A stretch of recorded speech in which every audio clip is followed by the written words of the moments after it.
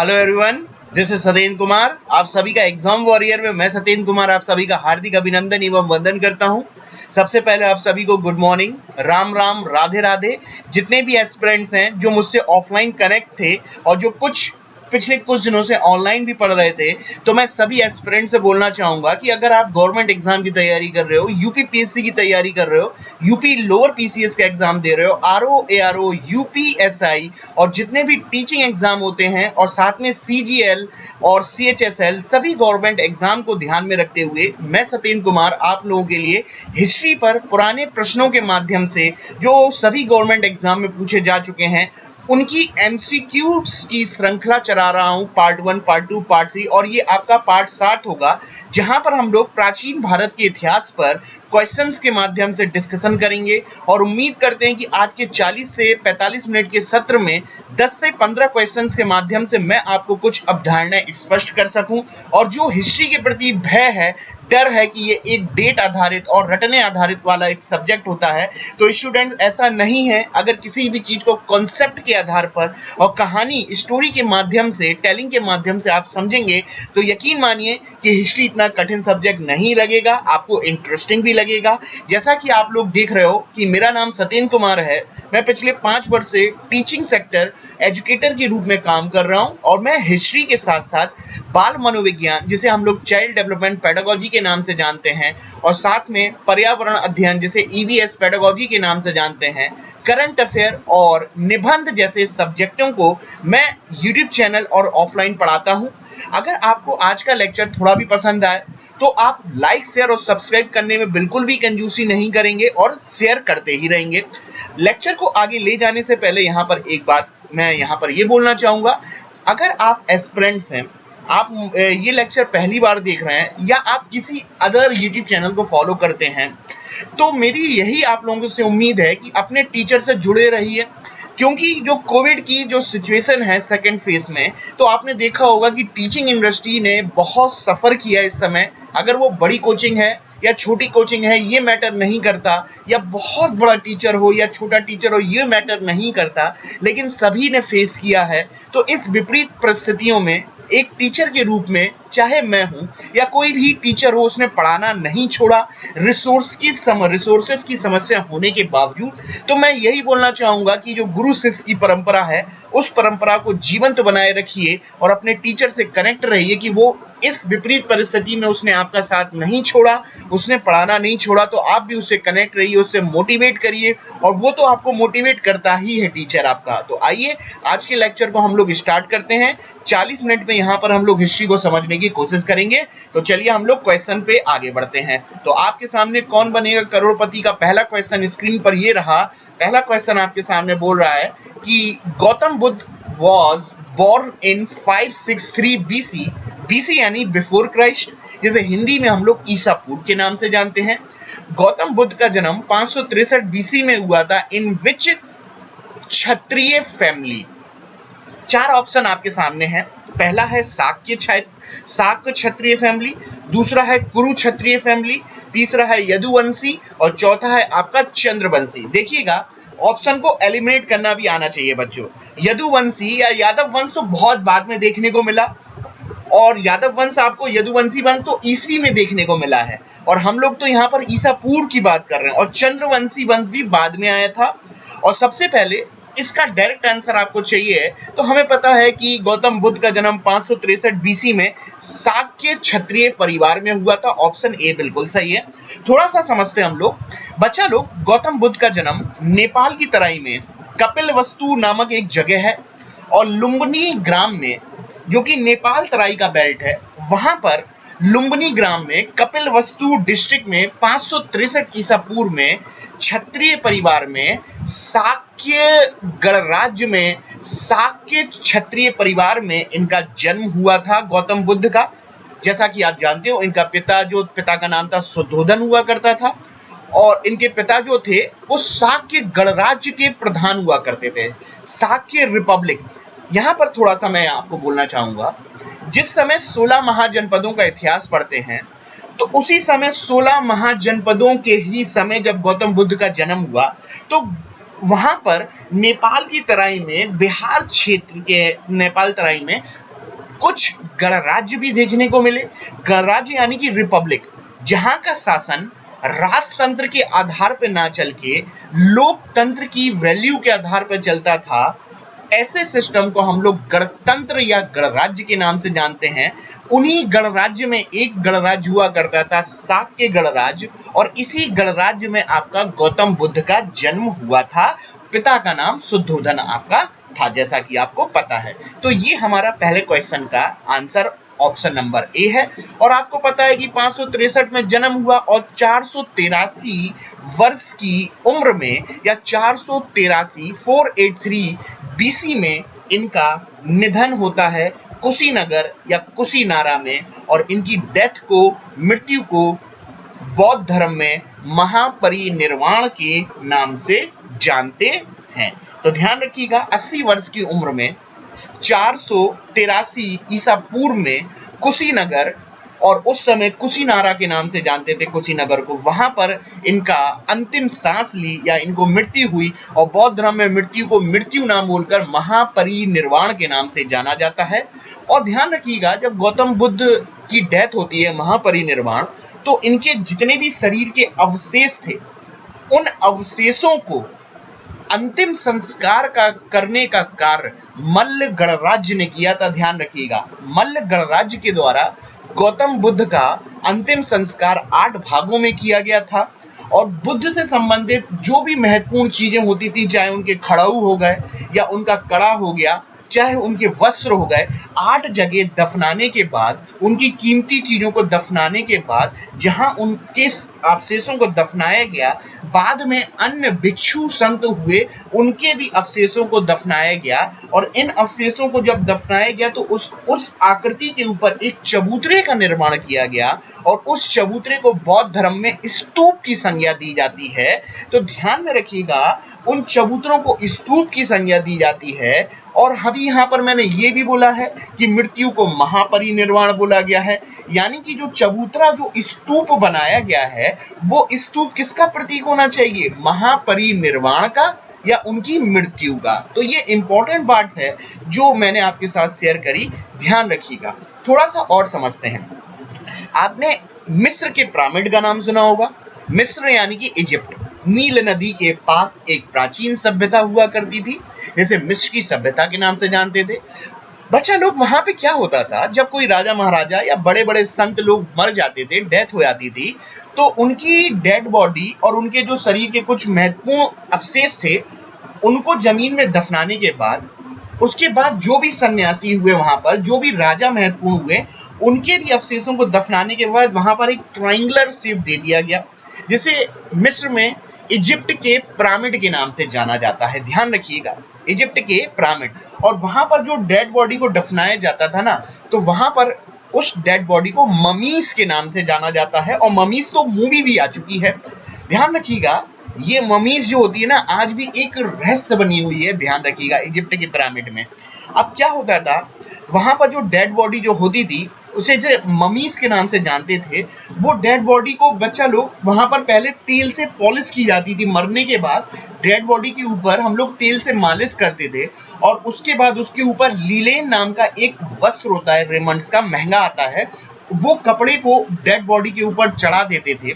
और कम तापमान पर हम लोग डेड बॉडी को अंदर दफनाते थे, ताकि वो डेड बॉडी बहुत ज्यादा समय तक के लिए उसके अवशेष बने रहे, कि निकट भविष्य में, चाहे वो 10,000 वर्ष बाद भी, हम उन अवशेषों से, उस बॉडी के अवशेषों से, डीएनए के माध्यम से उस बॉडी के बारे में बहुत कुछ जान सकें, उस ममीज के बारे में।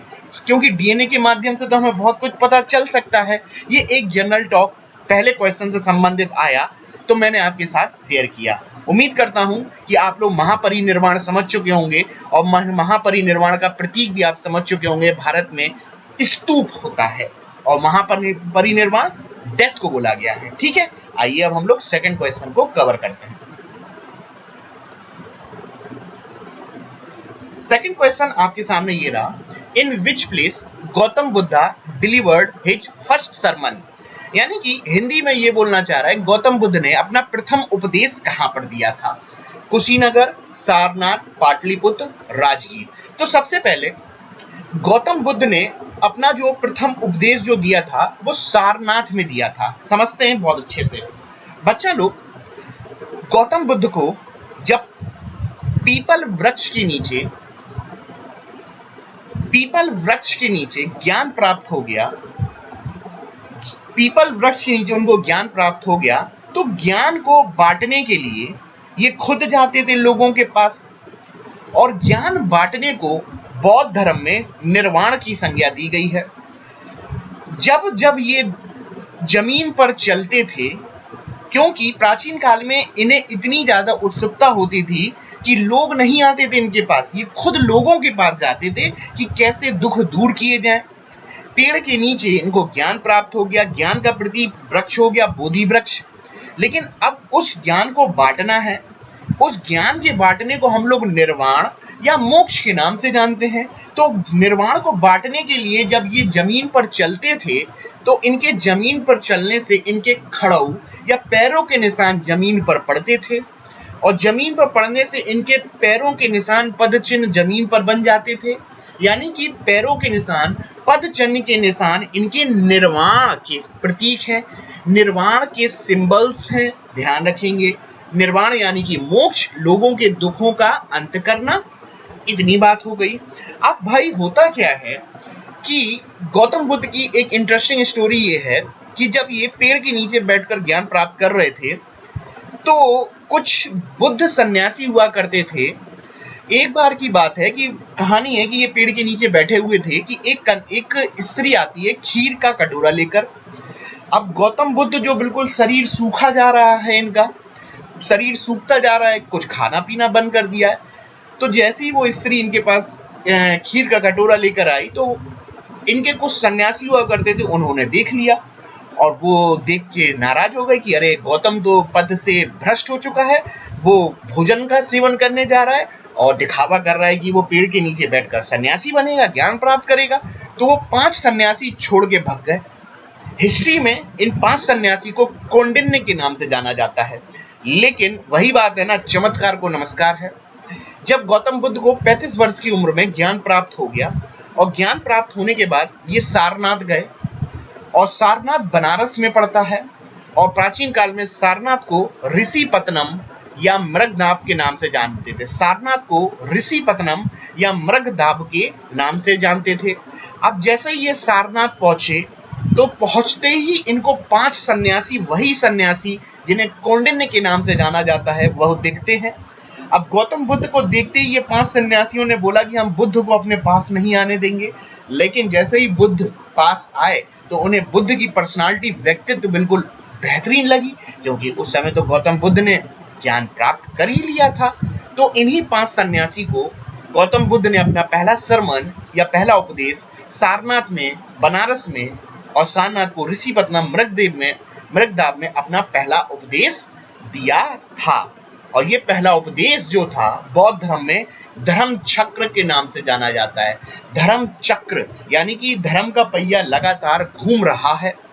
और धर्म का पहिया क्या, यानी कि धर्म का अर्थ यह है कि लोगों के लिए कल्याण का काम करो, अहिंसा का प्रयोग ना करो, लोगों के दुख दूर करो, प्रगति करो, विकास करो। इसी का संबंध लगाया जाता है धर्म चक्र से। और इसी धर्म चक्र को आगे चलकर अशोक ने अपने स्तंभों पर सिंगों के माध्यम से और एक चक्र के माध्यम से, जिसमें 24 तीलियों के माध्यम से अपने स्तंभों में व्यक्त किया था। उम्मीद करता हूं कि सेकंड क्वेश्चन का आंसर आप लोग सारनाथ लगा लिए होंगे। नेक्स्ट क्वेश्चन में हम लोग और एक्सप्लेन करेंगे। चलिए, अब तीसरा क्वेश्चन है, which among the following is not 4 noble truth of Buddha, यानी कि इनमें से गौतम बुद्ध का कौन सा 4 आर्य सत्यों में से एक नहीं है। नोबल ट्रुथ को बोला जाता है 4 आर्य सत्य। क्या होते हैं समझते हैं। पहले तो क्वेश्चन समझ लेते हैं कि बुद्ध के 4 आर्य सत्यों में से इनमें से कौन सा नहीं है। बच्चा लोग, जब गौतम बुद्ध ने अपना प्रथम उपदेश सारनाथ में अपने 5 सन्यासियों को दिया, कौंडिन्य को दिया, जिसे धर्म चक्र के नाम से जानते हैं, और ये धर्म चक्र जो था ना, पूरा का पूरा जो बेस था लोगों के दुख कैसे दूर किए जाए। और गौतम बुद्ध ने लोगों के दुख दूर करने से संबंधित इसी सारनाथ में 4 उपदेश दिए थे, जिसे नोबल ट्रुथ या सार्वभौमिक आर्य सत्य के नाम से जाना जाता है। जैसा कि बुद्ध की पूरी दुनिया दुख पर कॉन्सेंट्रेट है, तो इसी दुख से संबंधित 4 नोबल ट्रुथ थे। क्या थे? पहला था दुख, दूसरा दुख है तो कोई ना कोई कारण होगा, दुख। दूसरा दुख का कारण, और दुख का कारण क्या है? लालच, तृष्णा। 4 आर्य सत्य में पहला दुख, दूसरा दुख का कारण, और तीसरा दुख दूर करने का निदान। निदान यानी कि कैसे दूर किया जाए, और निदान एक ऐसा है जिसे हम लोग अष्टांगिक मार्ग के नाम से जानते हैं। 4 बोले, पहला बोला दुख, दूसरा बोला दुख का कारण, और तीसरा दुख का निदान, और निदान अष्टांगिक मार्ग। एक निदान करना है कैसे? एक मार्ग के द्वारा, जिसे अष्टांगिक मार्ग के नाम से जानते हैं। यानी 8 रास्तों का प्रयोग करके हम लोगों के दुखों का अंत कर सकते हैं। इस अष्टांगिक मार्ग को बौद्ध धर्म में मध्यम मार्ग का नाम दिया गया है, और जिसे दर्शन शास्त्र में प्रतीत समुत्पाद के नाम से जानते हैं। ये 4 आर्य सत्य जो हैं, वाराणसी में, बनारस में गौतम बुद्ध ने दिए थे, जिसे आर्य सत्य के नाम से जाना जाता है। मन में आ रहा हो मध्यम मार्ग क्या होता है?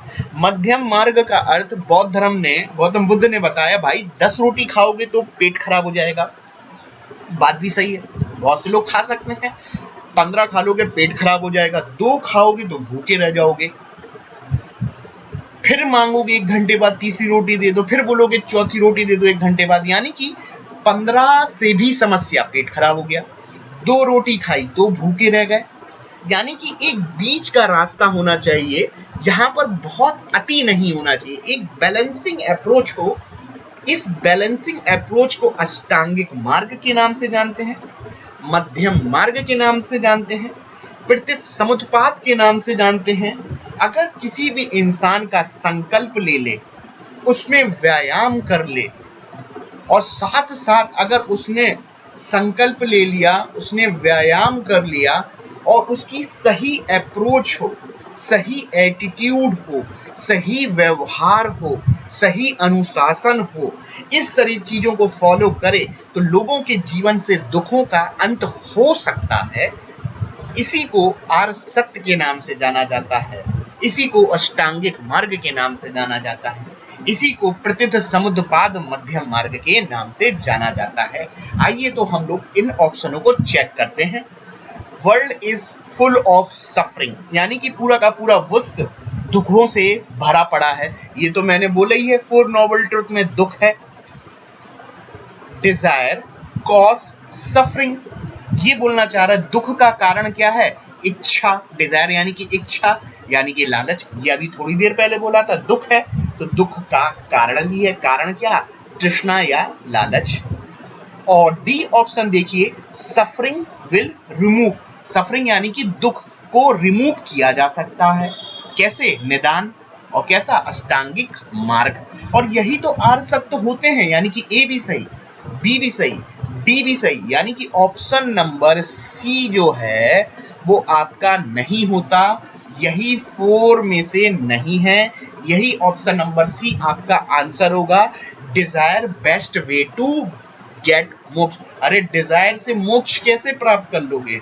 डिजायर ही तो सबसे बड़ा कारण है लोगों के दुखों का, और जब लोग दुख में हो जाएंगे तो मोक्ष कैसे प्राप्त करेंगे? दुखों का अंत कैसे होगा? यानी कि ये आर्य सत्य नहीं है, और यही आपका आंसर है। उम्मीद करता हूं आपने सी ऑप्शन लगा लिया होगा और आंसर आपको मिल गया होगा। अब हम लोग आगे बढ़ते हैं।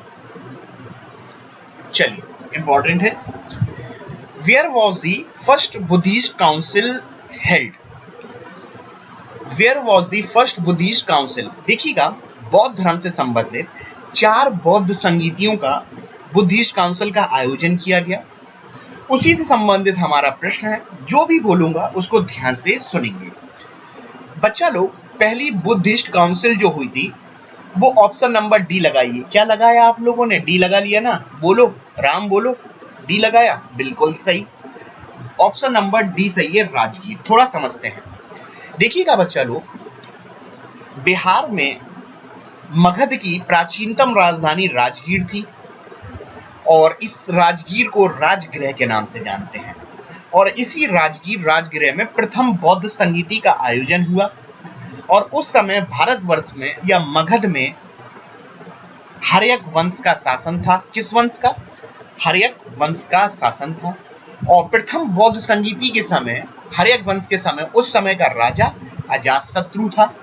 तो अजातशत्रु के शासनकाल में प्रथम बौद्ध संगीति का आयोजन किया गया और इस संगीति की अध्यक्षता, प्रेसिडेंसी जो थी, महाकश्यप के द्वारा की गई थी।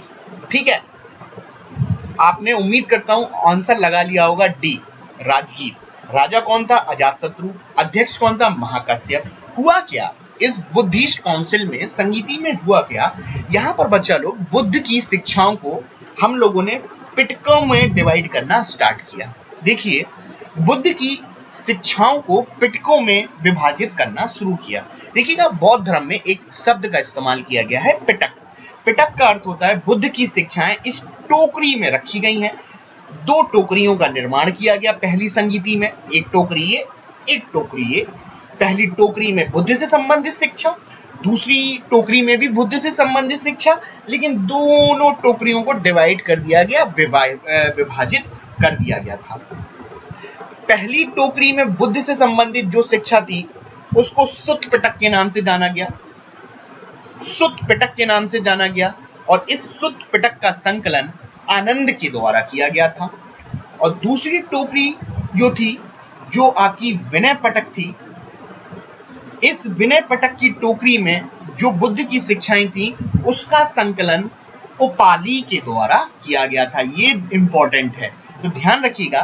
प्रथम बौद्ध संगीति में आनंद और उपाली दोनों उपस्थित थे, जहां आनंद के द्वारा सुत्त पिटक का संकलन किया गया और विनय पिटक का संकलन जो था उपाली के द्वारा किया गया था।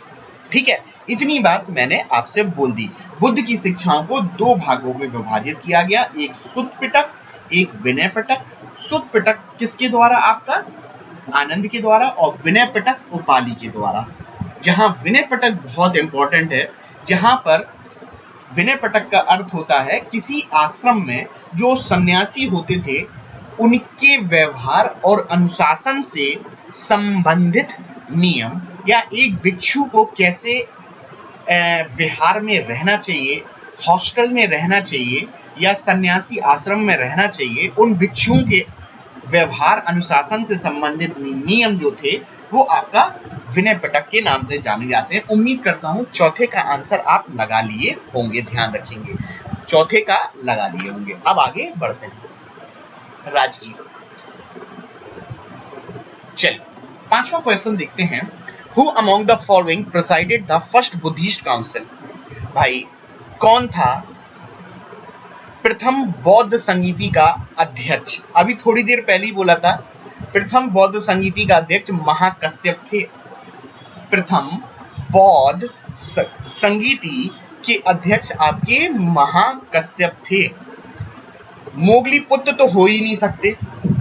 मोगलीपुत्र तो तीसरी संगीति के अध्यक्ष थे अशोक के समय, ध्यान रखना। और वसुमित्र जो थे वो चौथी बौद्ध संगीति में थे, अध्यक्ष थे। ऋषभदेव है ही नहीं, ऋषभदेव तो जैन धर्म से संबंधित है, ध्यान रखिएगा। यानी कि ऑप्शन का आंसर आप लोगों ने महाकश्यप लगा लिया होगा, और जो थोड़ा मैंने एक्सप्लेन करा उसको भी ध्यान में रखेंगे। अभी इसी से संबंधित अभी बहुत सारी जानकारी आपको देखने को मिलने वाली है। और बच्चा लोग इतना भी बता देता हूँ, तो 4 बौद्ध संगीति हुई थी ना, 2 और ध्यान में रखना है, 5वीं और 6ठी। वहां पर मैंने 5वीं और 6ठी से संबंधित स्लाइड बना रखी है, वहां पर मैं आपको संपूर्ण जानकारी देता रहूंगा। उम्मीद करता हूं लेक्चर को आप ध्यान से सुन रहे होंगे, काफी काम का आपके लिए लेक्चर होने वाला है ये। चलिए अगले पॉइंट पर आते हैं। चलिए देखिएगा, Who among the following presided the third council which was held Patliputra under the patronage of Ashoka? यानी कि तृतीय या तीसरी बौद्ध संगीति का आयोजन पाटलिपुत्र में किया गया था, पटना में किया गया था अशोक के शासनकाल के समय। तो उस समय अध्यक्ष कौन था उस संगीति का? तो याद कीजिए, जो तीसरी बौद्ध संगीति का आयोजन किया गया उसके अध्यक्ष जो थे मोगलीपुत्र तिस्स जो थे अध्यक्ष थे इस बौद्ध संगीति के। और यहाँ पर एक बात बताना चाहूंगा, ये मोगलीपुत्र जो तिस्स नाम आ रहा है ना, इन्हें जो होता है ना भाग्यवादी माना जाता है। और बिंबिसार के दरबार में इस तरीके के लोग भी रहा करते थे मोगलीपुत्र तिस्स की तरह। और मोगलीपुत्र तिस्स को आजीवक संप्रदाय का फाउंडर भी माना जाता है। और आजीवक संप्रदाय क्या होता है? वो संप्रदाय जो भाग्यवादी होता है, जो होगा देखा जाएगा, भाग ने तो लिख दिया है, जिसके साथ जो होना होगा हो जाएगा। और इसी मोगलीपुत्र तिस्स ने तृतीय बौद्ध संगीति का जो आयोजन हुआ था उसकी अध्यक्षता की थी। उम्मीद करता हूं कि आप लोगों ने आंसर लगा लिया होगा। महाकश्यप तो हो ही नहीं सकता, ये तो पहले में थे आपके, यानी कि ऑप्शन नंबर बी बॉम्बे आपका सही है। वसुमित्र हो ही नहीं सकता, थोड़ी देर पहले मैंने आपसे बोला। वसुमित्र चौथे के थे आपके अध्यक्ष, जो कश्मीर कुंडलवन में हुई थी। चलिए इतनी बात हो गई, 1 मिनट। चलिए आगे आते हैं। अब नेक्स्ट देखते हैं। Gautam Buddha got enlightenment at the age of under Bodhi tree. Gautam Buddha को जो ज्ञान प्राप्त हुआ, एनलाइटमेंट को ज्ञान प्राप्त बोलते हैं, प्रकाश पुंज। और गौतम बुद्ध को हमने ये भी सुना होगा एशिया का प्रकाश पुंज भी के नाम से भी जानते हैं, और प्रकाशित पुंज के नाम से भी जानते हैं गौतम बुद्ध को, जिसे एनलाइटमेंट के नाम से भी जाना जाता है। और इसको ज्ञान प्राप्त हुआ था 35 वर्ष की उम्र में, गया में पीपल वृक्ष के नीचे। 35 वर्ष की उम्र में इनको गया में ज्ञान प्राप्त हुआ। बाद में ये बौद्ध बन गए और गया बौद्ध गया बन गया, क्योंकि बौद्ध यानी कि एनलाइटमेंट यानी कि नॉलेज। ऑप्शन नंबर सी बिल्कुल सही है। 29 वर्ष की उम्र में घर त्याग किया, और घर त्याग को ग्रेट डिपार्चर के नाम से जानते हैं या महाबहिष्क्रमण के नाम से जानते हैं। घर छोड़ने को बौद्ध धर्म में बोला गया है महाबहिष्क्रमण, ग्रेट डिपार्चर। और जब घर छोड़ा तो इनके साथ सिर्फ और सिर्फ घोड़ा हुआ करता था, यानी कि घर छोड़ने का प्रतीक क्या है? सिर्फ और सिर्फ घोड़ा। और घर छोड़ने की घटना को क्या बोला गया है? महाबहिष्क्रमण। 29 वर्ष की उम्र में घर छोड़ा और 35 वर्ष की उम्र में इनको बोधि वृक्ष के नीचे ज्ञान प्राप्त हुआ था। और आगे चल के तो इनके वृक्ष को ही काट दिया गया था। शशांक जैसे राजा आए जो कि ब्राह्मण थे, पश्चिम बंगाल के गौड़ वंश के राजा शशांक जो थे, उन्होंने आगे चल के और पुष्यमित्र शुंग जैसे राजाओं ने इस बोधि वृक्ष को ही कटवा दिया था, खास तौर से शशांक ने। तो ध्यान रखिएगा, 35 वर्ष की उम्र में ज्ञान प्राप्त हुआ था। उम्मीद करते हैं आप लोग समझ गए होंगे। आइए 8वां भी हम लोग कवर करने की कोशिश करते हैं। What is the literal meaning of Buddha? बहुत इंपॉर्टेंट है। What is the literal meaning of Buddha का मीनिंग क्या होता है? अभी थोड़ी देर पहले मैंने बोला है बुद्धा यानी कि नॉलेज, जागना। तो इसका आंसर आपको मिलने वाला है एनलाइटमेंट वन। बिल्कुल, एनलाइटमेंट का अर्थ होता है जागृत या नॉलेजेबल पर्सन, और अवेकन वन का वही मतलब जागना या एक प्रकाशित करना। यानी कि बुद्धा का मीनिंग ए और बी बिल्कुल सही है। सन्यासी नहीं होता, सन्यासी को बौद्ध धर्म में भिक्षु, भंते या वत्स के नाम से जाना गया है। सन्यासी को हम लोग बुद्धा नहीं बोलते। यानी कि 8वें का आंसर ऑप्शन नंबर ए और ऑप्शन नंबर बी बिल्कुल सही होगा, यानी कि डी ऑप्शन बिल्कुल सही है आपका। और इसको एलिमिनेट भी कर सकते हो जब मैंने आपको बुद्धा बता दिया है। ठीक है, उम्मीद करता हूं कि 8 क्वेश्चन आपको समझ में आए होंगे। अब हम लोग 90 पर आते हैं। बहुत ध्यान से सुनेंगे। Who among the following king was cut down the Bodhi tree in 2nd century BC and in 600 AD? बहुत ध्यान से देखेंगे कि जहां पर गौतम बुद्ध ने ज्ञान प्राप्त किया, उस ज्ञान जो प्राप्त किया गया में, बौद्ध गया में, उस बोधि वृक्ष को किसने कटवा दिया था? हमें पता है कि इस बोधि वृक्ष को कटवाने का काम अशोक तो कर ही नहीं सकता, बिंबिसार हो ही नहीं सकता। तो इनमें से तो कुछ हैं जो बौद्ध धर्म को मानते थे। पुष्यमित्र शुंग जो था प्योर ब्राह्मण वंश, हिंदू वंश पर था। और शशांक भी, जो कि शशांक जो था ना, वो पश्चिम बंगाल में एक क्षेत्र होता था गौड़, पश्चिम बंगाल को गौड़ के नाम से जानते थे और इसके वंश को गौड़ वंश के नाम से जानते थे, शशांक को। तो पुष्यमित्र शुंग ने तो कितने स्तूपों को नष्ट किया है, 80,000 स्तूपों को नष्ट करने का आरोप है। और किंग शशांक ने तो उस वृक्ष को ही कटवा दिया था जहां पर इन्होंने ज्ञान प्राप्त किया था। उम्मीद करता हूं 90 का आंसर आपको मिल गया होगा। ए के रूप में आप लोगों ने आंसर लगा लिया होगा। ठीक है, ध्यान रखेंगे जितना भी एक्सप्लेन करते हैं हम उसको आप अगर ध्यान से सुनेंगे तो वो बहुत काम का है। ठीक है, अब आगे थोड़ा सा बनते हैं। बिंबिसार और अजातशत्रु पहले बता चुका हूं। हर्यक वंश का फाउंडर कौन था आपका? बिंबिसार, और बिंबिसार के बेटे का नाम अजातशत्रु था। और हम लोग को पता होगा कि मगध पर राजवंश की शुरुआत हर्यक वंश के माध्यम से हुई थी और हर्यक वंश का फाउंडर बिंबिसार था और बिंबिसार का बेटा अजातशत्रु था। और अजातशत्रु ने तो अपने पिता को ही मारा और अजातशत्रु का बेटा उदयन ने अपने पिता यानी कि अजातशत्रु को मारा। और हर्यक वंश को हम लोग हत्यारा वंश के नाम से भी जानते हैं। उम्मीद करता हूँ जो मैं बोल रहा हूँ वो आप ध्यान से सुन रहे होंगे, समझ रहे होंगे। आगे बढ़े, चलिए ऑप्शन लगा दिया होगा ए। चलिए, who among were not the disciple of Buddha, इनमें से कौन बुद्ध का शिष्य नहीं था? Option Sariputta, Moggallana, B option Anand, Kashyap and Upali. भाई आनंद उपाली तो थे ही, अभी थोड़ी देर पहले बोला था। आनंद यानी कि सुत पिटक और उपाली यानी कि विनय पिटक, और ये तो उनके प्रधान शिष्य थे आनंद उपाली।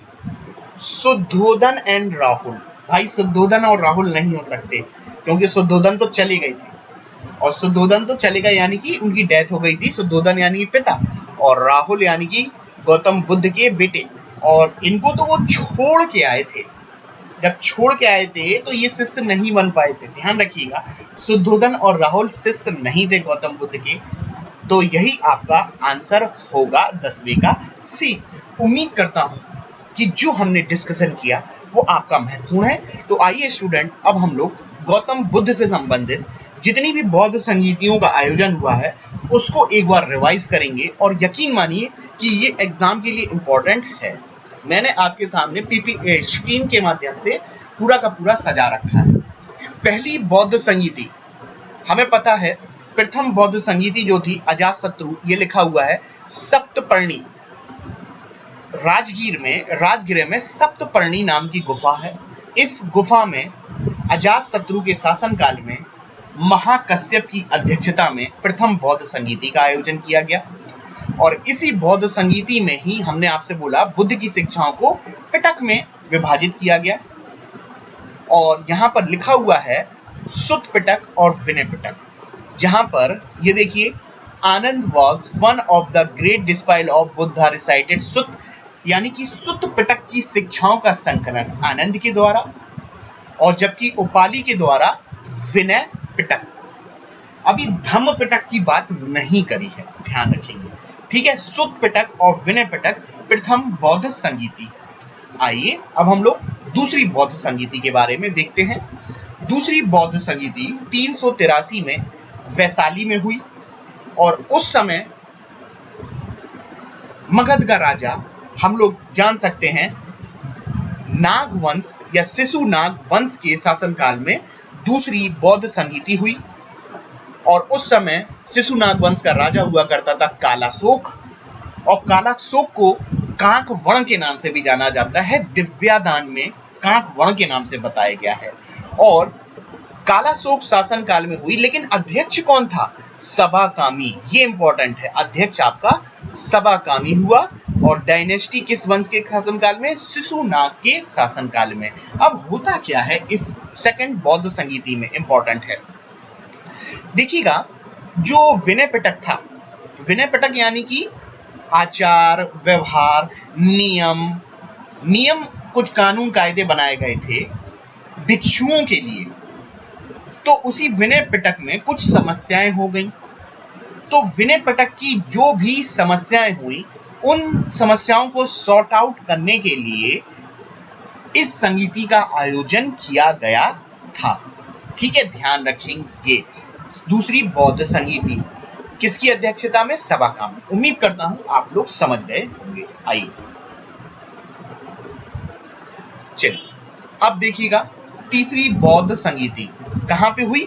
250 ईसा पूर्व में अशोक के शासनकाल में पाटलिपुत्र में हुई। अशोक था, और जबकि किसकी अध्यक्षता में हुई? मोगलीपुत्र तिस। अब होता क्या है कि तीसरी बौद्ध संगीति इंपॉर्टेंट इसलिए है कि इस बौद्ध संगीति में होता क्या है, तीसरा पिटक जोड़ा गया, जिसे हम लोग धम्म पिटक के नाम से जानते हैं। 2 पिटक पहले में थे, तीसरे पिटक को जोड़ा गया। थर्ड, देखिए बहुत आसान है, थर्ड है ना, थर्ड का अर्थ त्रि, यानी कि त्रिपिटक का भी निर्माण हो गया। 2 तो थे ही, धम्म पिटक और जोड़ा गया। यहाँ धम्म का अर्थ होता है बुद्ध की धर्म उपदेश से संबंधित शिक्षाएं या दार्शनिक उपदेश से संबंधित शिक्षाएं, धम्म शिक्षाएं। धम्म पिटक तीसरी बुद्धिस्ट काउंसिल में जोड़ा गया था। अब बुद्ध की शिक्षाएं त्रिपिटक के नाम से जाने लगी थी। ध्यान रखिएगा। इतनी बात हो गई। अब हम लोग आगे बढ़ते हैं। इसी समय तीसरी बौद्ध संगीति का आयोजन हो गया, त्रिपिटक भी बन गई तीसरी बौद्ध संगीति में। अब हम लोग ध्यान रखिएगा, इसी तीसरी बौद्ध संगीति के बाद अब आप लोग चौथी संगीति का आयोजन भी देखोगे। हमें पता है चौथी बौद्ध संगीति कश्मीर में हुई, कुंडल वन में हुई, कनिष्क के शासनकाल में हुई। कनिष्क के शासनकाल में 72 ईस्वी में हुई। लेकिन ध्यान क्या रखना है, अध्यक्ष कौन थे? वसुमित्र। अध्यक्ष थे वसुमित्र, जबकि अश्वघोष जो थे उपाध्यक्ष थे। ध्यान रखना, अध्यक्ष वसुमित्र, उपाध्यक्ष अश्वघोष। और वसुमित्र और अश्वघोष जैसे दिग्गज कनिष्क के शासनकाल में रहा भी करते थे। हुआ क्या, इंपॉर्टेंट क्या है चौथा, देखिएगा। चौथी बौद्ध संगीति में बौद्ध धर्म कुछ संप्रदायों में बट गया, या बुद्ध की शिक्षाएं 2 संप्रदायों में बटी। एक संप्रदाय था हीनयान और दूसरा था आपका महायान। हीनयान और महायान संप्रदाय में आपका इस संगीति में या चौथी बौद्ध संगीति में विभाजन हुआ, जहां हीनयान संप्रदाय मानता है कि बुद्ध भगवान नहीं है, एक आध्यात्मिक गुरु हैं, एक सन्यासी, एक योगी हैं। जहां महायान संप्रदाय मानता है कि बुद्ध योगी आध्यात्मिक गुरु नहीं है, एक भगवान है, और जब भगवान है तो भगवान के लिए मूर्ति निर्माण भी होना चाहिए। तो कुछ दोनों की विचारधाराओं में अंतर है। जहां हीनयान बुद्ध को एक योगी आध्यात्मिक गुरु के रूप में मानता है, वहीं महायान बुद्ध को एक भगवान के रूप में मानता है।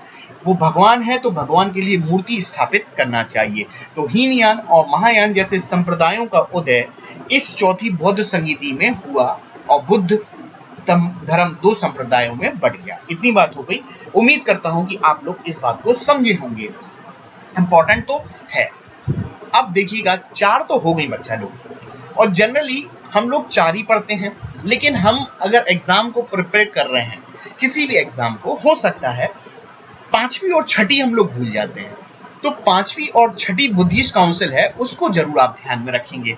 उम्मीद करता हूं कि यही आपके लिए इंपॉर्टेंट होने वाली है, क्योंकि मुझे पता है कि आप लोग रट्टा मार मार के 4 तो याद कर लिए होंगे। बिल्कुल। चलिए आइए हम लोग 5वीं देखते हैं। याद करने के लिए 5वीं बच्चा लोग, 5वीं बुद्धिस्ट काउंसिल कहां पर हुई? पहले तो ये ध्यान में रखना है, बर्मा में हुई है।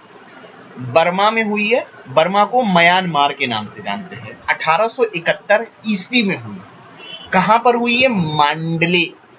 बर्मा या म्यांमार में मांडले नामक स्थान पर 5वीं बौद्ध संगीति का आयोजन हुआ था। और उस समय राजा कौन हुआ करता था? मिंडन। ध्यान रखना है, राजा का नाम था मिंडन के शासनकाल के समय हुआ था। ये इंपॉर्टेंट है, ठीक है, यही आपको इंपॉर्टेंट ध्यान में रखना है। हुआ क्या कि इस बौद्ध संगीति में 5वीं में बुद्ध की शिक्षाएं, जो नियम, जो उपदेश थे, उनको एक व्यवस्थित रूप में, सिस्टेमेटिकली रूप में व्यवस्थित किया गया, और देखा गया कि बुद्ध की शिक्षाएं एक क्रमबद्ध रूप में अरेंज हैं कि नहीं है। उनका एग्जामिन किया गया, देखा गया कि देखो बुद्ध की शिक्षाएं, उपदेश व्यवस्थित हैं कि नहीं है। कहीं ऐसा तो नहीं है कि कुछ नियम को हटा दिया गया है या रिप्लेस कर दिया गया है या ड्रॉप कर दिया गया है। इस तरीके की जानकारी पांचवी बौद्ध संगीति में देखने को मिलती है। कहाँ हुई है ये ध्यान में रखना है। मांडले में हुई है, बर्मा में हुई है। राजा कौन था? मिंडन था। और कौन अध्यक्ष थे? तो 3 नाम हैं, बहुत डिफिकल्ट से नाम हैं, ये लिखे हुए हैं। जागर भिवमसा, नरेंद्र भिदजा और सामान गलसमा। ये 3 डिफरेंट कठिन से नाम बच्चा लोग आपको ध्यान में रखने ही पड़ेंगे कि ये JNS सॉल्व में ध्यान में रख लेंगे। ये जो थे आपके अध्यक्ष थे, जबकि राजा किंग मिंडन हुआ करता था। कहाँ पे हुई थी वो भी बता दिया, और हुआ क्या, किस लिए हुई थी वो भी मैंने आपको बता दिया है। उम्मीद करता हूँ 5वीं बुद्धिस्ट काउंसिल आप समझ गए होंगे। अब आते हैं आज का लास्ट पॉइंट, छठी बौद्ध संगीति का आयोजन कहाँ पर हुआ। देखिएगा, छठी बौद्ध संगीति बर्मा में होती है, म्यांमार में होती है, और ये भाई 1954 में हुई है ईस्वी में। कहाँ पर? बुर्मा में, काबा आय में हुई है। काबा आय में बर्मा में 1954 में हुई। अब देखिएगा, ध्यान क्या रखना है कि उस समय बर्मा में किसकी गवर्नमेंट के समय हुआ है, ये मोस्ट इंपॉर्टेंट है। ध्यान रखिएगा, under the Burma government led by the prime minister you know. यानी कि जब छठी बौद्ध संगीति हुई 1954 में बर्मा में, काबा आय में, उस समय बर्मा का प्रधानमंत्री या मिनिस्टर कौन हुआ करता था? यू नो, ये बहुत इंपॉर्टेंट है। यूनो प्राइम मिनिस्टर हुआ था, उसके समय ये हुई थी छठी बुद्धिस्ट काउंसिल। अब इंपॉर्टेंट क्या है, देखिएगा, यहाँ पर एक गुफा का निर्माण किया गया, कंस्ट्रक्शन ऑफ महापाषाण गुहा। यानी कि एक बहुत बड़ी गुफा का निर्माण किया गया, जिसे हम लोग महापाषाण गुहा के नाम से जानते हैं। और ये गुफा जो थी ना, बिल्कुल मिलती जुलती थी आपकी सप्तपर्णी गुफा। और ये सप्तपर्णी गुफा वही है जहां पर प्रथम बौद्ध संगीति का आयोजन हुआ था। ध्यान में रखिएगा, इंपॉर्टेंट ये है कि इस छठी बुद्धिस्ट काउंसिल में एक महापाषाण गुहा का निर्माण किया गया था। और ये महापाषाण गुहा जो थी भारत की सप्तपर्णी गुफा से बिल्कुल मिलती जुलती थी। और ये सप्तपर्णी गुफा वही है जहां पर प्रथम बुद्धिस्ट काउंसिल का आयोजन किया। उम्मीद करता हूं कि 5वीं बौद्ध संगीति जो छठी बौद्ध संगीति है, 5वीं और छठी दोनों बर्मा में देखने को मिल रही है। एक मांडले में हुई है तो छठी आपकी काबा ए में हुई है। इंपॉर्टेंट ये है कि महापाषाण गुहा का निर्माण जो हुआ वो किस में, 5वीं में या छठी में या तीसरी में या दूसरी में? तो छठी में हुआ था, और ये मिलती जुलती थी सप्तपर्णी गुफा से। तो स्टूडेंट्स, ये आज का हमारा लेक्चर था, जहां पर मैंने आपको समझाने की कोशिश करी, बुद्धिस्ट से संबंधित आपको शिक्षा दी, बुद्धिस्ट से रिलेटेड प्रीवियस कुछ MCQs आपको देने की कोशिश करी गई। और साथ में ये भी ध्यान में रखना कि जो छठी बौद्ध संगीति थी ना, इसमें जो विनय पिटक, धम्म पिटक था, उनका संरक्षण किया गया। और ये भी ध्यान में रखिएगा, 500 बुद्धिस्ट स्कॉलर, यानी कि 500 से अधिक लोग जो बुद्ध से संबंधित स्कॉलर होते थे, ज्ञानी वाले, 8 देशों के लोग इस परिषद में पार्टिसिपेट किए थे। किसमें? छठी वाली में। और साथ में धम्म और विनय पिटक का संरक्षण भी किया गया आपका। तो बच्चा लोग, जनरली हम लोग एग्जाम में पढ़ते हैं बौद्ध धर्म, तो हम लोग जनरली 4 बुद्धिस्ट काउंसिल को ही तैयार कर लेते हैं। तो छठी और 5वीं को क्यों छोड़ दें यार? वक्त बदल रहा है, ट्रेंड बदल रहा है, नए नए क्वेश्चन जनरेट हो रहे हैं, और ये आज का कंटेम्परेरी है। तो 5वीं और छठी बुद्धिस्ट काउंसिल को आप जरूर ध्यान में रखेंगे, जिसको हम लोग छोड़ देते हैं। तो ये था आज का हमारा लेक्चर। मैं सत्येंद्र कुमार आपको एग्जाम वॉरियर के माध्यम से आप लोगों को हिस्ट्री से संबंधित लेक्चर दे रहा हूं। अगर आप टीचिंग एग्जाम की तैयारी कर रहे हैं तो जल्दी चाइल्ड डेवलपमेंट पेडागोजी तो मैं काफी समय से पढ़ा रहा हूं। एक प्रयास है कि आपको बेहतर देने की कोशिश की जाए। एक कोशिश है जो मैं करने की कोशिश कर रहा हूं कि चाइल्ड डेवलपमेंट और ईवीएस पेडागोजी आपको समझा सकूं और साथ में हिस्ट्री आपका कंटिन्यू रहेगा। अगर आपको लेक्चर थोड़ा सा भी पसंद आ गया हो तो लाइक शेयर में कंजूसी नहीं करना है, गुरु शिष्य की परंपरा को आगे ले जाना है और जीवंत बनाना है। मुझसे पढ़ रहे हो ये मैटर नहीं है, किसी से भी पढ़ रहे हो तो आपका ये कर्तव्य दायित्व बनता है। खुश रहिए, पॉजिटिव एनर्जी को परिवार वालों के साथ शेयर करिए, बूढ़ों बुजुर्गों के साथ शेयर करिए जिन्हें इस समय पॉजिटिव एनर्जी की जरूरत है। अगर आप पॉजिटिव एनर्जी एटीट्यूड रखोगे तो यकीन मानो कोरोना आपका कुछ नहीं कर पाएगा।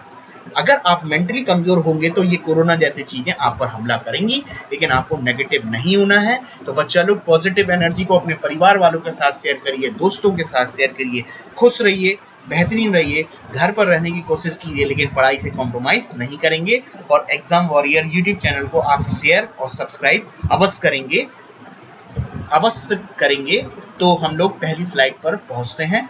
ये इंट्रोडक्शन थोड़ा सा मेरा सामने आप देख रहे होंगे। सत्येंद्र मेरा नाम है। पिछले 5 वर्ष से अधिक समय से मैं पढ़ाने की कोशिश कर रहा हूँ। एजुकेटर एक बेहतर एक प्रयास है, और तो इस प्रयास को प्लीज आप व्यर्थ ना जाने दें। सब्जेक्ट आपके सामने लिखे हुए हैं, लाइक शेयर सब्सक्राइब तो करते रहिए। जल्दी मिलते हैं नेक्स्ट लेक्चर में हिस्ट्री पर, जहाँ पर हम लोग बौद्ध धर्म के और MCQ करेंगे और कुछ भी नहीं छोड़ने वाले हम लोग। धन्यवाद दोस्तों। Okay, bye bye, next lecture में मिलते हैं।